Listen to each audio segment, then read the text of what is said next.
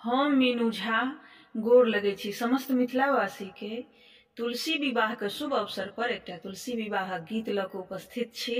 सब गोटे के तुलसी विवाह के बहुत बहुत शुभकामना। धन्यवाद। जय मिथिला, जय मैथिली।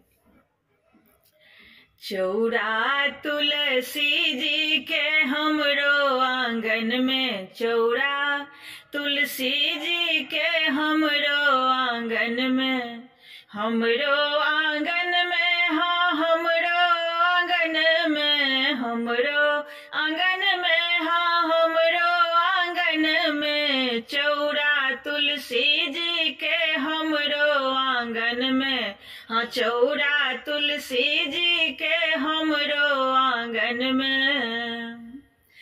जखनहि तुलसी भेली दुई चारि पतिया, जखनहि तुलसी भेली दुई चारि पतिया, दुई चारि पतिया, हाँ दुई चारि पतिया, कुंवारी छथि तुलसी हमरो आंगन में, कुंवारी छथि तुलसी हमरो आंगन में, चौरा तुलसी के हमरो आंगन में।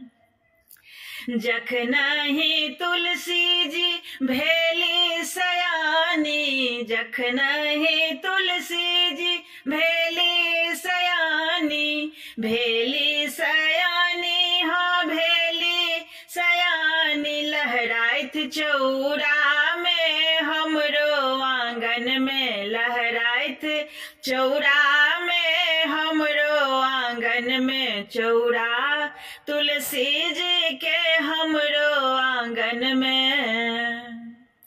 कार्तिक मास तिथि एकादशी, कार्तिक मास तिथि एकादशी, ब्याह भेलन तुलसी के हमरो आंगन में, हाँ ब्याह भेलन तुलसी के हमरो आंगन में, चौरा तुलसी जी के हमरो आंगन में।